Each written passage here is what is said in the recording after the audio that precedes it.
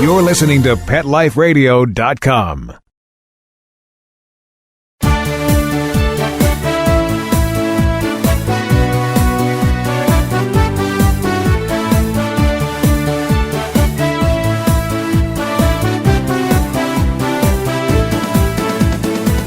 Hi, I'm Chris Onthank, and welcome to the Canine Master Show here on Pet Life Radio.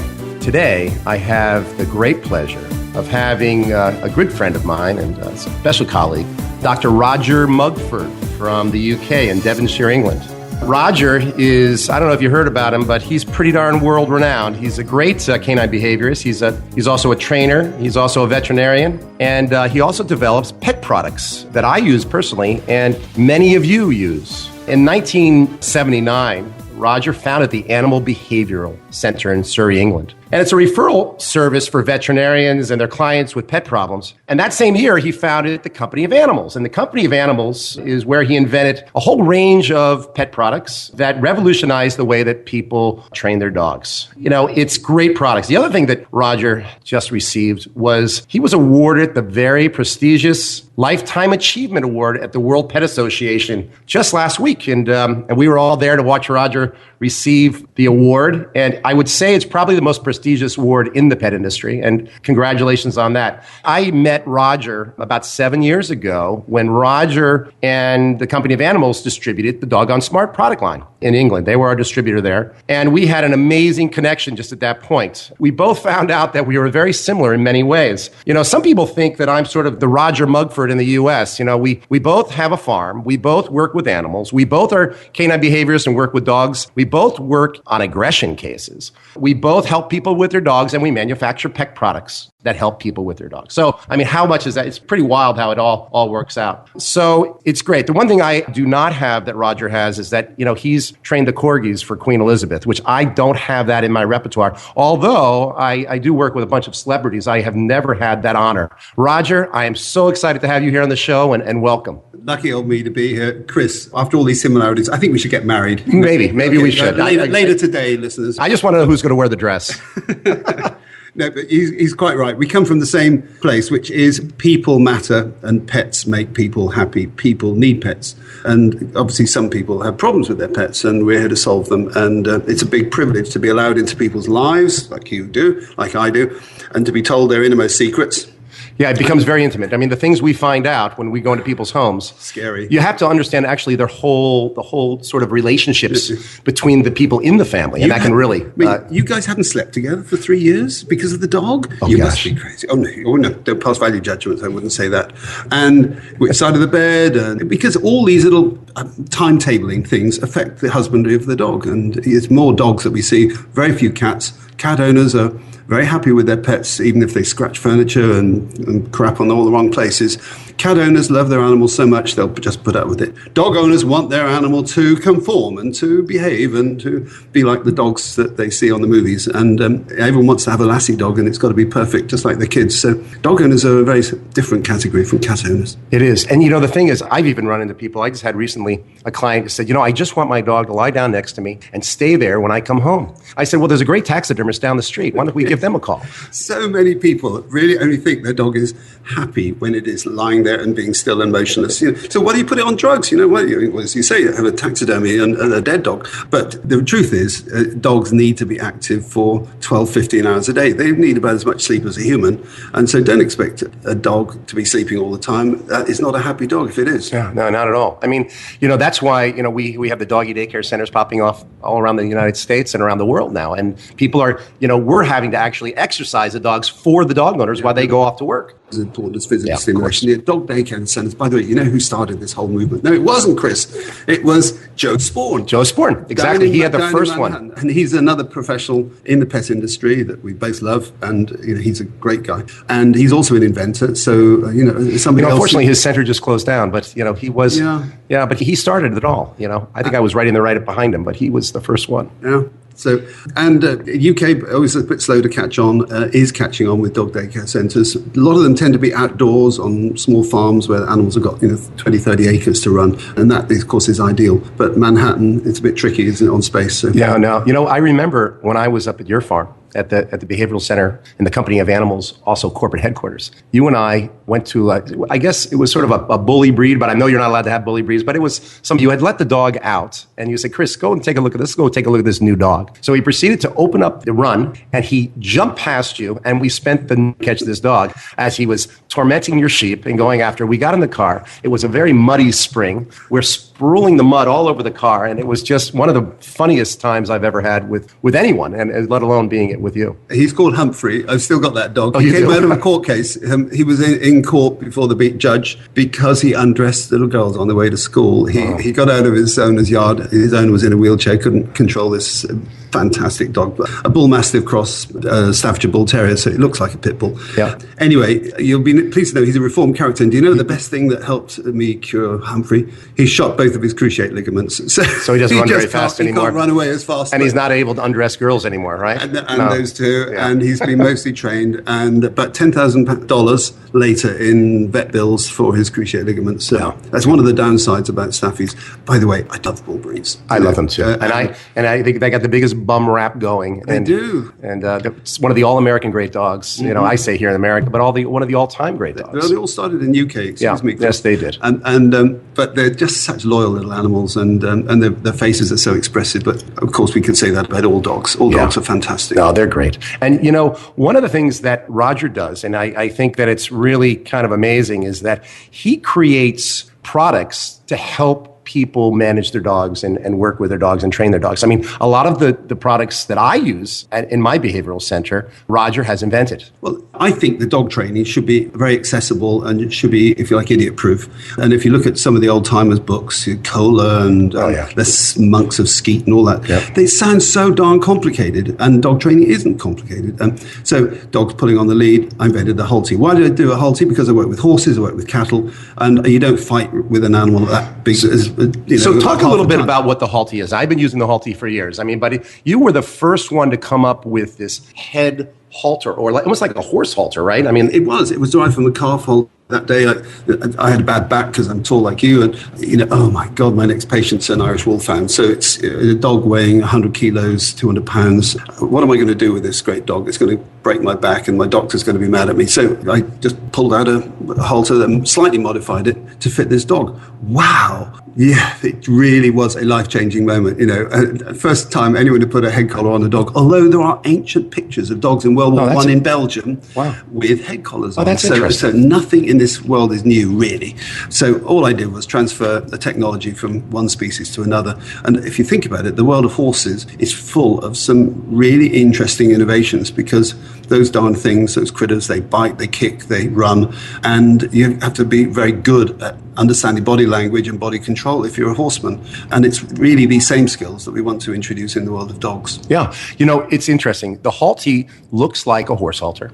And when you use it, basically it works this way. Where the head goes, the body's going to follow. And it's great for people that have those pulling dogs that are yanking them down the street. I mean, that's on all our puppy classes here at Doggone Smart. We use them. We encourage people to put them on. And it's a great product. I would never say all dogs have to wear head collars or all dogs have to wear halties even, because really all you want is a soft point of physical connection between the owner and the dog. And if it's a flat collar and the dog doesn't pull on it, that's just fine. Yeah. And please don't use a spiky collar, or please don't use even a garrote choke chain. But harnesses are a sensible way to link people and dogs together. And there are zillions of great harness designs. But in an ideal world, dogs will be free. And they're free on my farm, they're free on yours.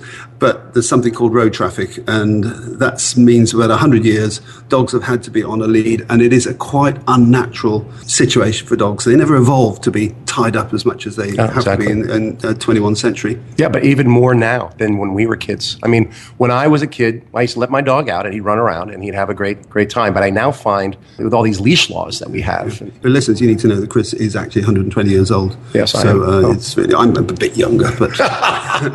He can remember the first motor car coming along the street. So listen, one of the things I want to ask you though. All right, so he has a number of different products. The first is the Halti, there's the pet corrector, there's the Baskerville muzzle. You now have that new anxiety wrap, which is the oldest one in that category that I know of. You also have some, the green feed for slowing down, the slow feeder. So all of these products are really kind of groundbreaking in many of their ways. They're functional. Yeah. So I wanted to say that the head Halti, and I have found over the years, I've also seen that you've developed it, so I'm going to go back to that, and it's actually had some modifications recently that I understand.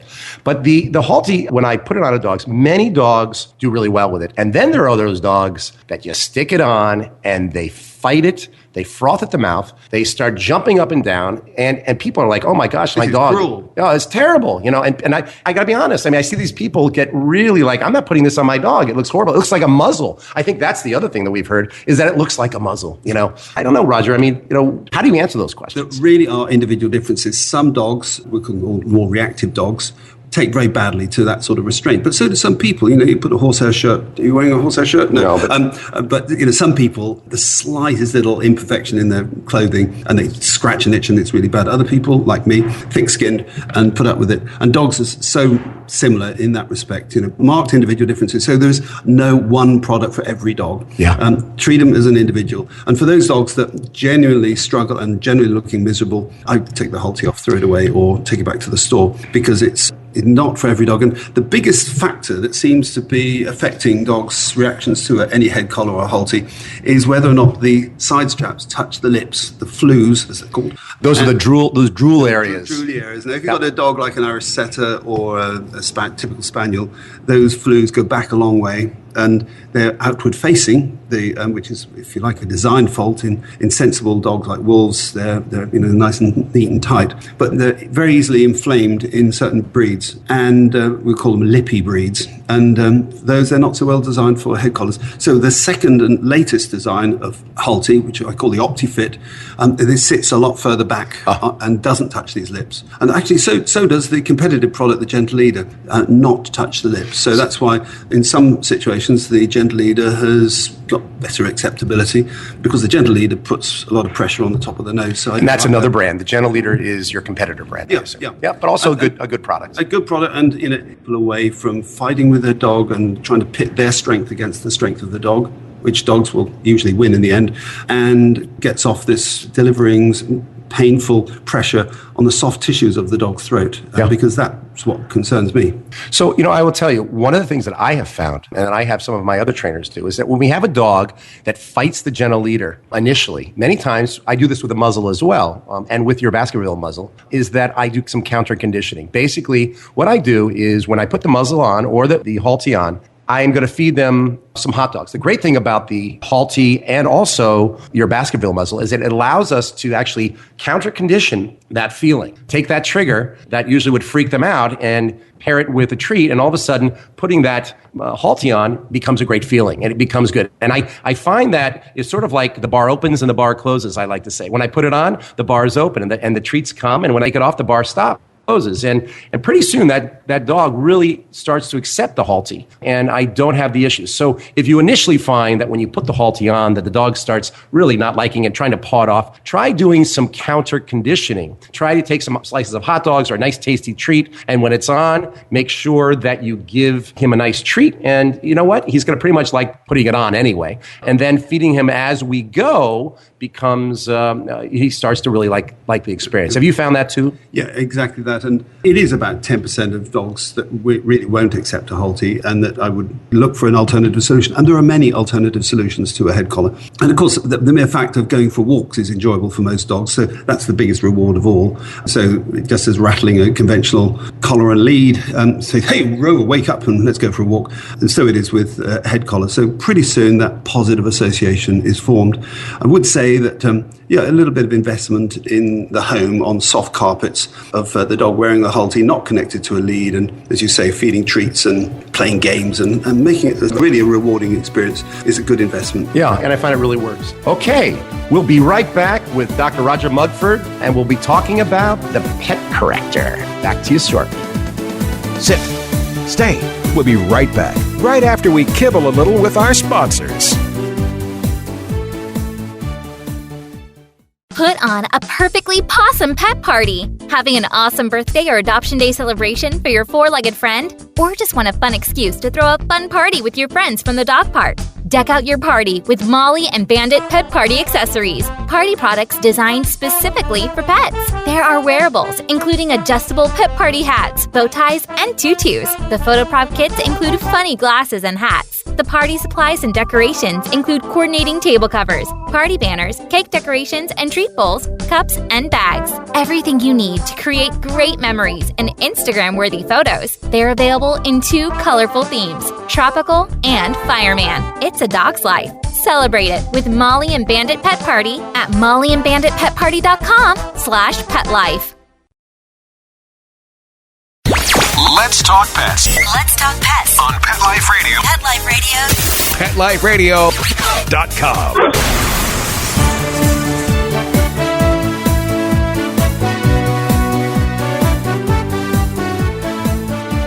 Hey, welcome back to the show, and I'm here with Dr. Roger Mugford from the Company of Animals and one of the best canine behaviorists I know besides myself. So the other thing I wanted to talk to you about was you have a great product that I've actually written about in my Canine Master blog. It's called the Pet Corrector, and I've actually sold them on my Shop Master Pets website. They are a great product because the sound, and I believe it's the sound, actually it's compressed sound. So Roger, can you give a little? Just as I invented the Halti because I was ticked off with people yanking dogs on choke chains and spike collars and all that. So, there's no point just criticizing what people do. You've got to come up with a positive alternative, and therefore a head collar. So in the same world of dogs that we live in, too many of my clients, some listeners maybe, are shouting at their dog. They're kicking dogs. They're throwing rocks at dogs.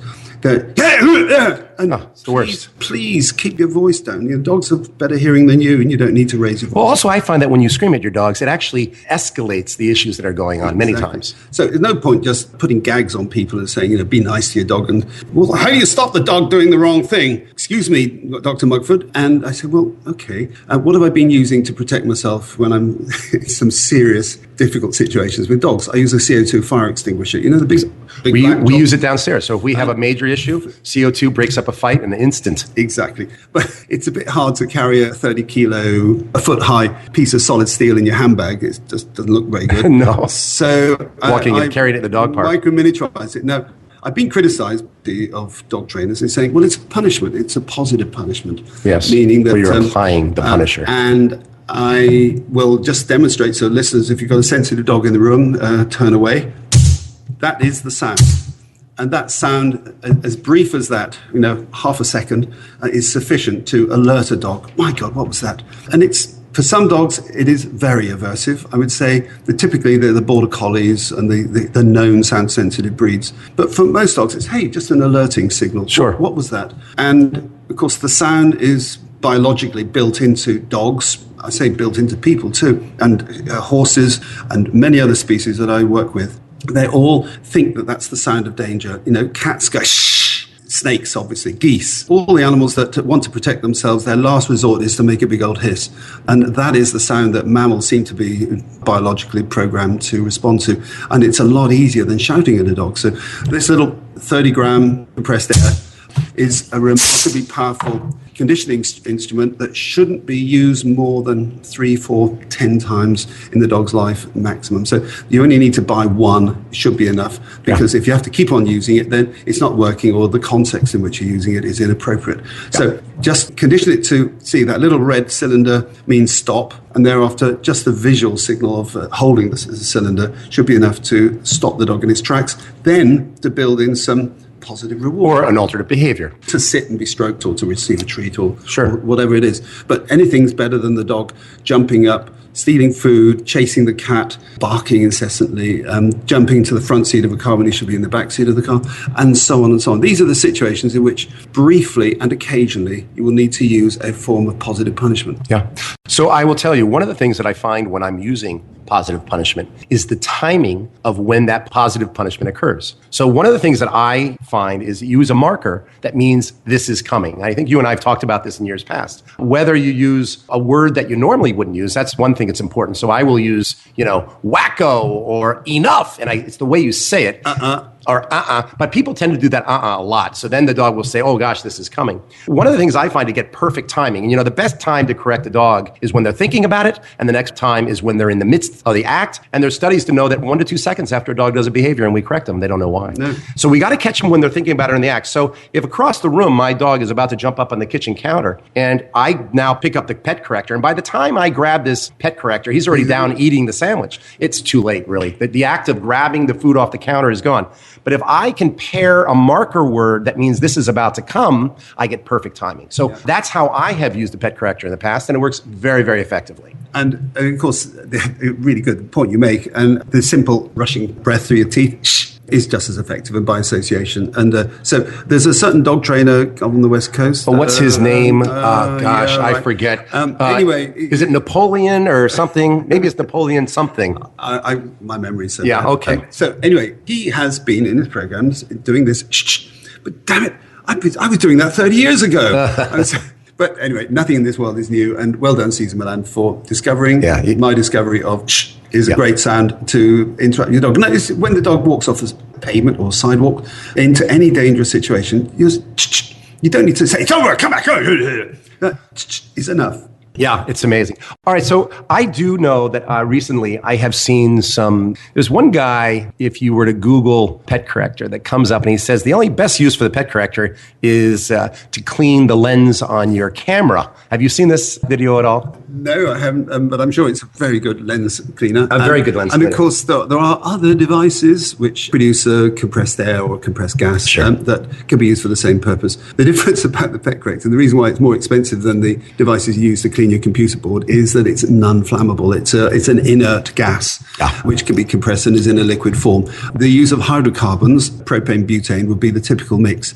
Boy, do they burn beautifully. So if you're a smoker or you're anywhere near a naked flame and you use that same device, then you're going to have a big explosion. Have a big explosion and a very burned dog. So there is, in fact, an American product that is just like this. And I set fire to, I emphasize it, a stuffed a Labrador toy. I set fire to it in dark. It's a great video, and I really want to put it online. So I want to talk about, and actually I got criticized on my blog by somebody who wrote in and said, you're not supposed to spray this near their face. And I agree with that. And all products, even food, is subject to abuse. Food is the greatest enemy of healthy living in America. So everything can be abused.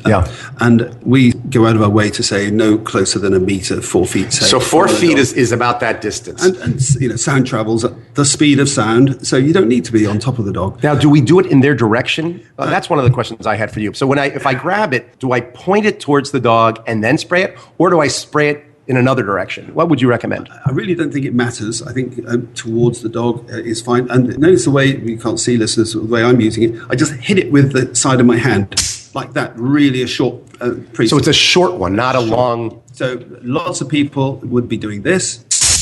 And that's too long, way too long. And of course, you get a whole lot more sprays out of the can. A tiny little can should produce 200 of these sprays. Now, is it right to punish dogs? I mean, that opens up a whole philosophical there we go. question. So, should dogs be in a world which is just of good news and nice experiences? This is big stuff. Wouldn't we like people to live in a world like that? I'm sorry, I keep on getting stopped for doing things wrong on the road when I'm driving. I go through a red light. There's a don't get a cop ticket on my tail right away, and I know I'm going to be hauled up before courts. So it's the fear of being found out and being punished that regulates human behavior. And there's, I have all sorts of fantasies about doing bad things. I don't, because I know I'll be punished for them. And dogs live in the same cognitive world, in the cognitive envelope that humans do. This is what we call opera conditioning. And truly, this is how dogs learn. I mean, we have in the training industry, amongst many different trainers, we have the all positive. Everything has to be positive, which you're just talking about. And then we have the yank and crankers and the electrocutioners that are out there putting the shock collars on their dogs and yanking and cranking them with a prong collar and choking them off. There's really two extremes to the whole thing. And they exist in every country. And, the positive rewarders, we only use positive reinforcement. if you like, how animal learning, animal conditioning works, and the difference between instrumental and classical conditioning, and deny that behavior should have consequences. I believe that you should pay the price. You should gain the gain and pay the price for bad things. So my training, which is in my latest book, is called Payoffs and Penalties. Of course, we want lots of payoffs. Positive reinforcement is great. You're going to get a paycheck. You're going to give you a pay rise for being a great person, or you're going to be fed on time if you're a good dog or being taken for a walk. And of course, long delayed penalties, punishments, are not effective in human behavior or in dogs. In 10 years' time, I'm going to reduce your salary if you don't improve. Sorry, that's not a very effective penalty or incentive. So penalties have to be immediate, have to be appropriate. And I'm trying to get people out of using those products you mentioned, the electric shock collars and the spiky collars and the kicks and the shouts, and use something that's a lot more subtle and a lot more immediate and doesn't leave lasting harm. And with respect, I don't think the Pet Corrector does. We've sold 3.5-4 million of these suckers, and we've had virtually no complaint. The only complaint we've had is from somebody in Arizona who left the aerosol on the front windscreen, or what do you call them, the front of their car anyway, in direct sunlight, and it exploded the windscreen too. So that's the only hazard. Oh, that's not so bad. So just don't put them in front of hot flames. No. Or hot things. It is a very benign thing. And if your dog or cat or other animal reacts badly to it, is really spooked, then don't use it again. Throw it away. That's what I would say. So let's talk about corrections for a second. This is such a hot issue. And amongst dog trainers, I had a dog trainer that was working for me several years ago. He was called out several times for the dog to stop jumping up and stop getting onto the kitchen counters. So she is all positive motivational training, and she uses no adversives at all. And so I finally, the client fired her, and I called up. I had a trainer like that. I fired him too, because I found him training a dog not to chase sheep by doing recall training on a long line. And I want to make it so exciting that this dog comes back to me that he'll leave the sheep over there, because in England we have sheep in our back gardens, but the town and country all mixed up, and so dogs chasing sheep are a big issue. And he really thought that he could provide value for money by doing recall training on a long line that was going to transfer to the real world of dogs chasing sheep or squirrels or all the other things dogs chase. And it's nuts. Yeah, no, it's crazy. I mean, the thing is, you can't, if a dog's jumping up and getting a reward, how is positive motivational training? What, do you feed him a better treat over here? It just doesn't work. I mean, dogs do learn through correction. I think that we must teach new behaviors in a very positive motivational way. Sit. I use a clicker or a conditioned reinforcer, a marker, and I do use food to teach. But once the dog is doing any bad behaviors or things that are life-threatening for the dog, or even if I'm getting the dog to stay or lie down for a period of time so he can go to the club with me, he can go to the deli and poo on a down stay, I'm going to have to use, if that dog breaks out of that position, I'm going to have to use some sort of mild aversive. And the change of voice might be that aversive. It might be that. And if the dog sees you as more of a leader and you are leading that dog and that dog wants to follow your lead, a little guttural correction many times will just be, hey, I get it. I don't want to make you angry, and I want us all I get along. Excuse me, did I hear you use the word leader? I know. That's something I do. I know. That's not where you and I are going to disagree on this one, but that's okay. I think we will agree, actually, because the other myth that's being promoted by certain training fraternities is, do you know that dogs don't have social hierarchies? The idea of the alpha dog, apparently it's just an invention that may apply to wolves, although David Meck may question that, but that apparently dogs were somehow changed in their evolutionary history to... And they're all equals. And they're all equal. And they all want to please us, and they're all really nice animals. They live in a democratic society, and one man, one vote, and everybody is this equal, and they're not violent. No. Those big teeth, they pack them away. It is quite silly. There is this train of thought amongst dog trainers that there is no hierarchy in dog training, and that dogs do live in families. And you see this now, it's the pack, or now we're going to call it politically correct, it's now the family. Yes, it's now the family of dogs. And dogs don't, they all know each other, and they're all siblings. Well, that may be true, but I have done enough studying in India and seen the street dogs of India and watched them so many times to see how they naturally are, and they certainly do have hierarchies. And you don't have to go to India. About 20 years ago, I was at the University of Pennsylvania, and you remember Alan Beck? Oh, yeah. famous guy, I think now retired, but a good academic. And he did a study of free-roaming dogs in the city of Baltimore, which is one of my favorite cities now. It's really changed a lot. And in those days, it was a trash city. There was plastic bags everywhere with food in it. And of course, the great American throwaway food culture means that it's rich pickings for American dogs. Sure. And those dogs, street dogs, were living really well. They look great. So much for the dog food industry. You can live well on American garbage. And but very clearly social hierarchies, sure. Packs that would avoid, just like gangs in street violence in South Chicago, avoid the patch of a competing gang. And they're tribal animals. Their family social organization is so like that of human beings. And, they have common interests. They get together. And there's division of labor within packs. That some go hunting. And they come together at certain times of day to play and to sleep.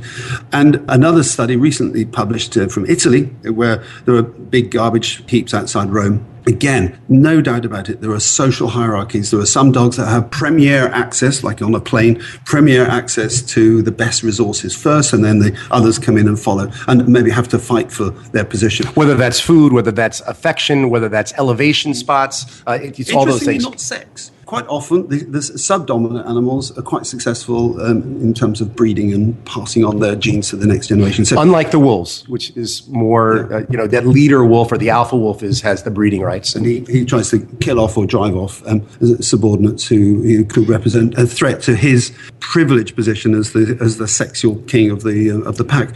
But of course, evolution has substantially changed the domestic dog or natural selection by humans. But the dogs, I work with cattle, I work with horses, they all exhibit social hierarchies. So if you come by a trainer who says, I don't believe in the top dog theory, just find another trainer. I agree. I mean, listen, we're going to jump from this subject in a second because I want to ask you another question. But one last thing I want to end on. Dogs do best. Most dogs do best when they have a leader, a calm, a benevolent leader. And dogs love to follow. I will see this over and over and over again. They love to be led. And so do we, don't we? I mean, don't most of us like to be led? We don't all want to be CEOs and leaders. A lot of us like to follow. It makes us live longer. It's less stressful. And, it gives us a better quality of life. All right. Well, thank you, Roger. That was great. I love those. I could sit here and talk to you forever on that. I want to ask you one funny, interesting question. I'd love for you to give me some good stories on this because give us the dirt. And I know it's your queen, but I'd love to know how it has been to train the Queen of England's dogs.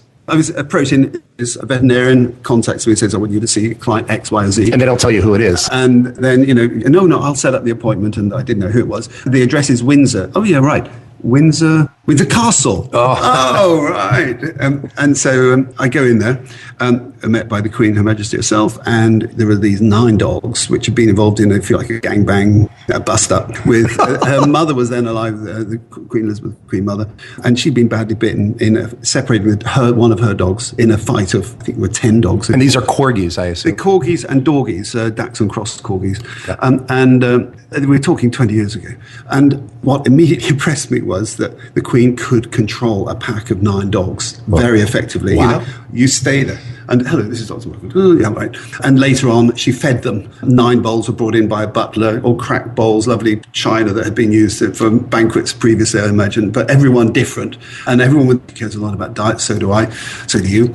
And they were sat in this semicircle, and they each were fed in turn. So this woman is a great dog person. She's also a great horse person. Well, she's a great leader, I guess, isn't she? Great leader. She's been leading longer than anyone. Even President Mugabe. Oh, my gosh. Is, I think, the only leader with approaching, he's a long way off, the Queen, in terms of, being a ruler. And of course, she isn't really a ruler. She has, we've got a great democracy. And she's accountable to Parliament. And so it's highly regular, but she's a great leader and we love her to bits. And the world does. But animals and all her family love animals. Prince Charles loves Jack Russells. Prince William, her great-grandson, has a great little pointer dog. So it runs right through. And of course, it runs through British culture, our love of animals. And we've sort of lent that culture to the Americans, I hope.